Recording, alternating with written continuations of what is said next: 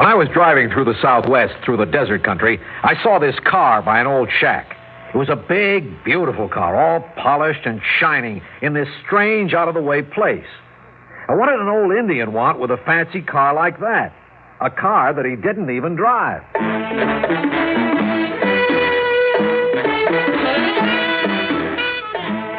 Theater 5 presents Devil Dust.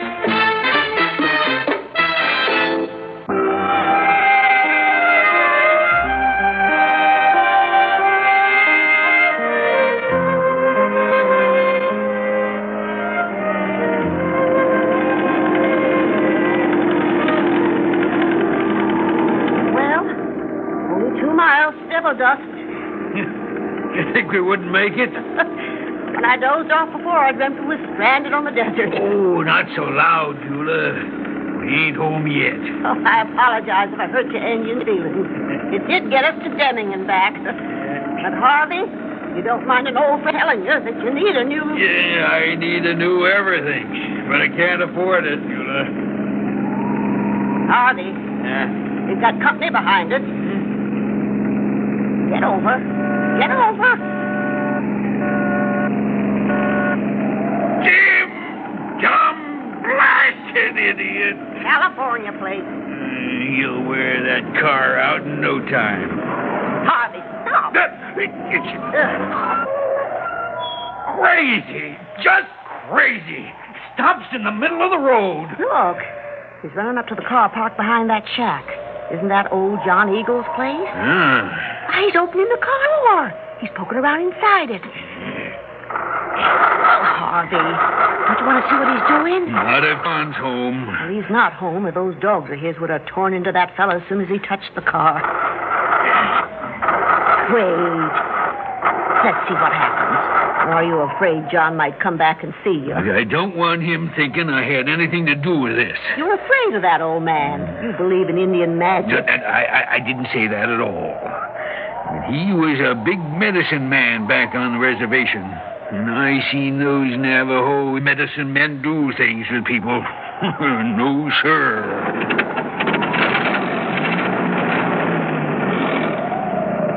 Maybe we'll tell the sheriff. If that fellow wants to steal the car. Yeah, I doubt there's a battery in it. John never drives it. Then why? Why would a California tourist be interested? You could ask Tommy. Tommy? Oh, you women. Here you got old John's own grandson clerking in your store. Tommy Tyandi? Sure. Why, yes, so he is.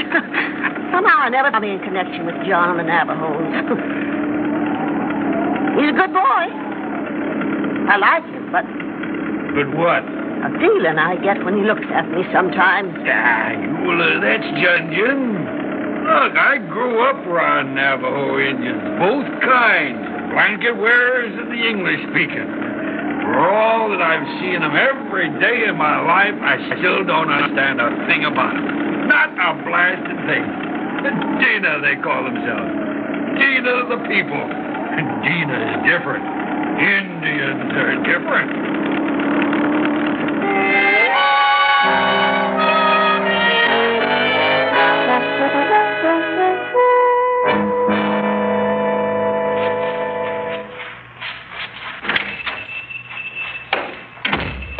Mrs. Granger, I was just wondering when you'd be back. Something the matter, Tommy? The cook came in from the Thompson Ranch and took the last of those canned Freestone peaches. I'll order more. Tommy, when Harvey Tibbetts and I were driving past your grandfather's house, we saw a stranger looking around that old car your grandfather keeps near the arroyo. Is there something special about that car? I don't go up to my grandfather's house, Mrs. Granger. I don't know. Oh. If you got a minute, I'd like to talk to you. Sure, go right ahead. Could you see your way clear to paying me $5 a week more? I'd keep the store open till 10 every night if you wanted. You could keep it open till midnight, Tommy. We wouldn't do any more business. This is too small a store, and Devil Dust is too small a town for me to be able to pay you any more than I'm paying you right now. Oh, Tommy, you've had 2 years of high school. You're a smart boy. Why don't you see what you can get in a bigger town, huh? I know what Indians... I know what I could get. It's not much. Mrs. Granger, when I leave here, I want to go a long ways. I want to go clear across the country, away from sheep raising and bitter roots and starving. You mean leave your people? Well, they can't help me. I can't go back on the reservation. I just can't go backwards. I have to go forward. I want to stretch out to my limits. So when I'm old, at least I'll know I've tried everything I could. You want to get away from here? Yes. And I need money to do it. Oh, I wish I could help you find yourself, Tommy. But that extra $5 a week is just impossible. You know what this store makes. I guess I do, Mrs. Granger. You want me to write down the order for the peaches? Yes, Tommy. Thank you. Somebody's pulling in at Harvey Tibbetts' place. Why, it's him. It's the man who was poking around your grandfather's car. Must be taking a cabin to stay here. But why?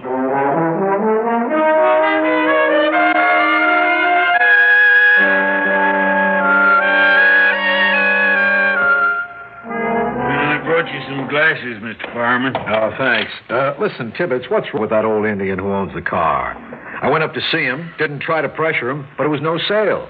When I finally gave up, when I left the price open, you know what he said?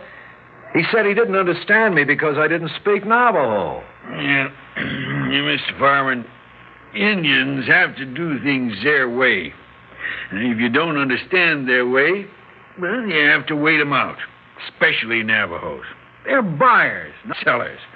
You don't let anything go, not even words. Smart, huh? You suppose he knows what he has right there in his backyard? What? What's so special about that old car? Now, listen, Tibbetts. It is an old car, but a very special make and a very special year. Supercharged Cord 1936. It cost plenty bucks back then when they were hard to come by. You know why? Because it was a handmade car. The parts hand-turned. That's the reason they only made about 5 of those coupes in 1936. It was too expensive, too much ahead of the times. Only 5 for this whole country, Tibbetts. And that old Indian has one of them. Say, what would you do with it? Are you for real? It's a money car, I told you. It's a collector's item. I could sell it, or I could take all the prizes at the car shows. That car has class. That car is status on wheels. I want it. Well, what if old John Eagle won't sell it to you? I'm not even listening. He'll sell because I'll find a way to make him sell. Oh, come in, kid. Come in. You're right on time. Tommy. Hello, Mr. Tibbetts. Hello, Mr. Fireman. We met this afternoon, Tibbetts, before I went up to see Tommy's grandfather. Get me some ice, will you, Tibbetts? Sure. You didn't have much luck with grandfather. How do you know? I tried to tell you, Mr. Fireman. You went in with 3 strikes against you. My grandfather, he didn't know you. You probably asked his name. You looked in his eyes when you spoke to him. Maybe even pointed your finger at him. I think I did. That's it. The old-fashioned Navajos, like my grandfather, they don't like those things. Taboo.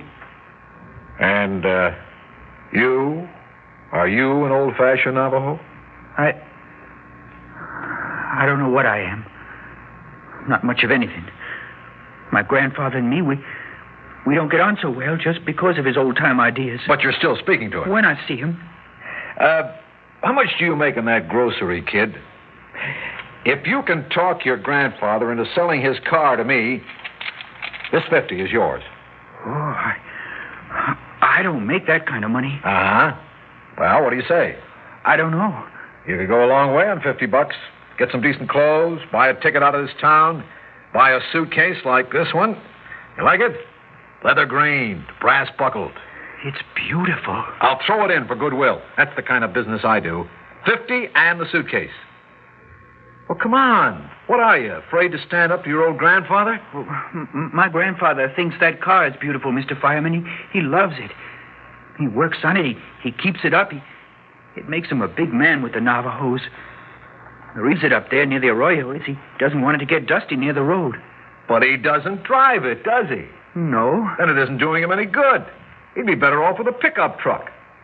Help him. Help yourself at the same time. What do you say? Well, I'm thinking it over, but I just happen to have a bottle of bourbon, almost as old as your grandfather. It's in the suitcase. Open it up, Tommy. And remember, that case is yours with the 50 if... Hey, how do you like that case, huh? Oh, it's so smooth, so clean. Here's your ice. Oh, thanks, Tibbets. I'm not much for drinking. Oh, this time you'll make an exception. Mr. Fireman, I don't think Tommy should... Oh, what is this? No firewater for the Redskins? Come off it. We're in the modern world. Tommy might as well learn to drink. He'll be able to afford it.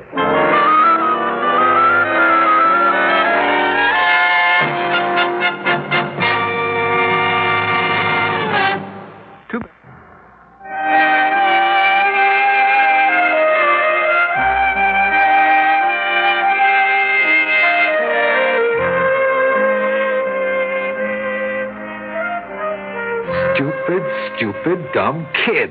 A whole day lost while he sobers up, and the old man must know it was me that got him drunk. Well, who'd expect him to go up there the night and make a scene? He wanted the money pretty bad. Yep, I guess you'll have to give up on that car, Mr. Fireman. You'll never get it now. That's where you're wrong. I'm a guy who sees what he wants and goes after it. Ask anybody in L.A. about Mark Fireman in business.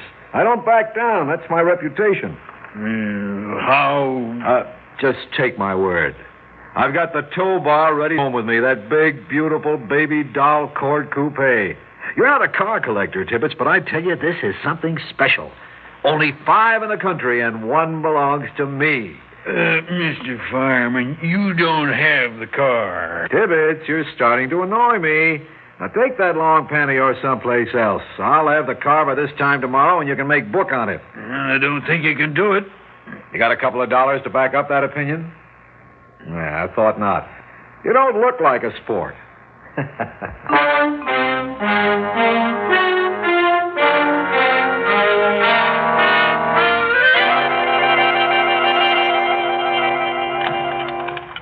Hello? Hello, Harvey. Of course it's me. What? Now, Harvey, slow down. I don't understand. Would Tommy steal his grandfather's car if he was offered enough money? Well, just now I think he would. But why do you think he's going to try? Oh? Harvey, we can't let that happen. It'd spoil the boy's life and what's left of his grandfather's. No, I won't let it happen.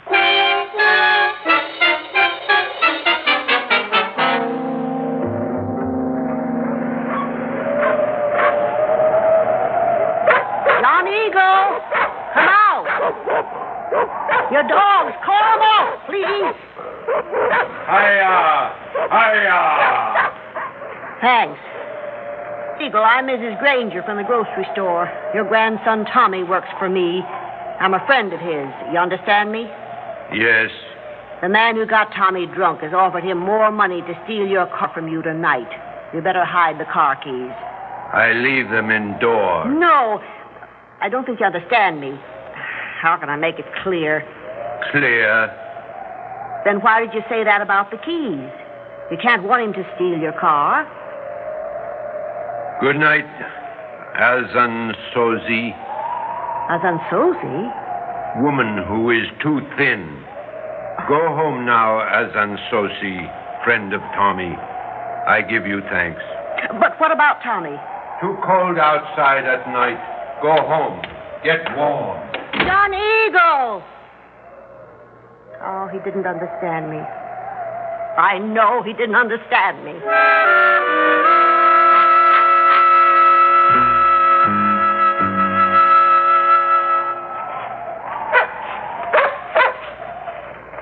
Quiet, boy. Quiet.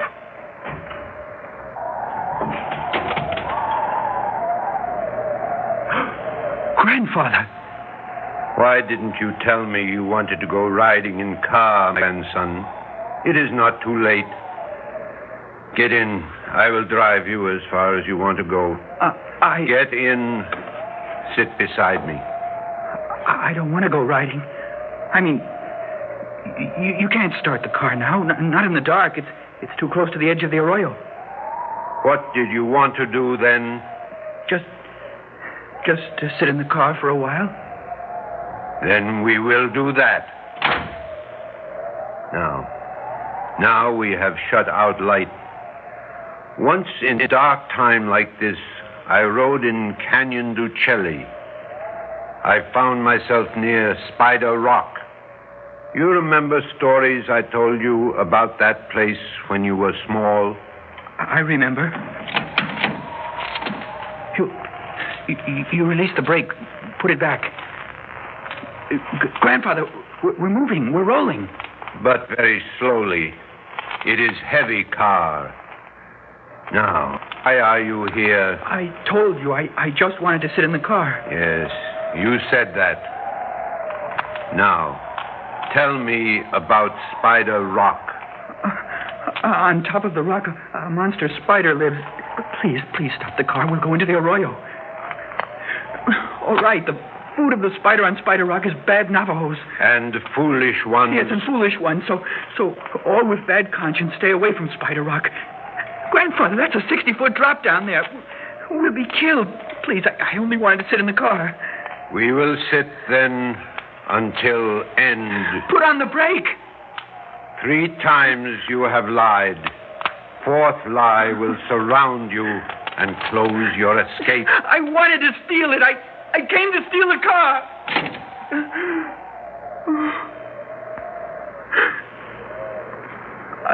I'm sorry.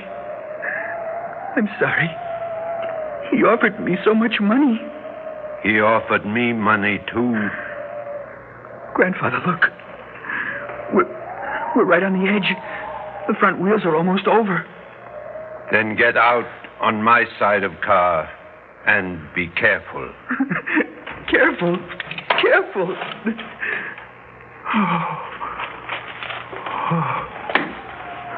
Now, did you learn anything this evening, my grandson? I think so. I also learned. Pride kept us apart. I have left you alone too long. You do not know who you are. I'm not much of anything. Wrong. You are one of us. Dina, one of the people. We will forget tonight completely. Grandfather, what are you doing? Get away from the car. Car, too much trouble. Don't let the brake go. You lose your car.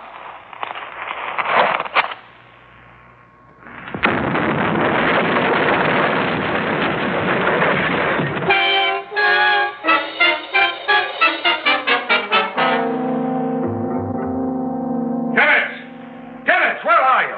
Right here, Mr. Farman. Oh, you're leaving now? Yeah, here's your key. Well, Tommy and I are right sorry to see you go away mad. You're a dope, Tibbets. And you, kid, are a double-dyed dope. You let your grandfather smash up my Court coupe just to get even with me. He didn't want to do it. It hurt him. But you had spoiled the car for him. He couldn't love it anymore. Then why couldn't he have got rid of it by selling it to me? Why did he have... Oh, what's the use?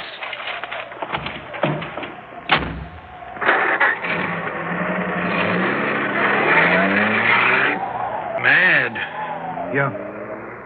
I should have taken him up on that bet he made me that he'd get the car.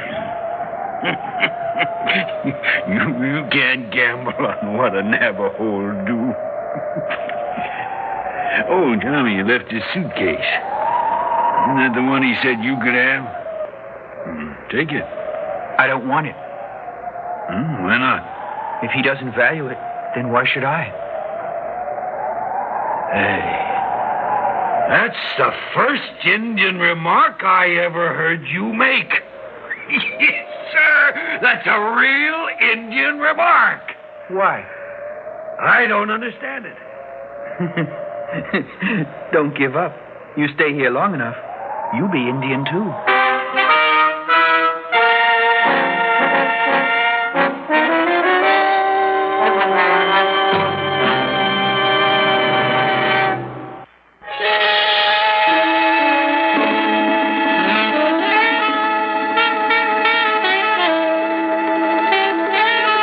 Theater 5 has presented Devil Dust, written by Phyllis Cole and directed by Ted Bell. In the cast, George Petrie, Peter Fernandez, Abby Lewis, John D. Seymour, and Humphrey Davis. Audio engineer Marty Folia. Sound technician Ed Blaney. Script editor Jack C. Wilson. Original music by Alexander Vlastotsenko. Orchestra under the direction of Glenn Osser. Executive producer for Theater 5, Ted Bell. We invite your comments. Write to Theater 5, New York 23, New York. That's Theater 5, New York 23, New York. This is Fred Foy speaking.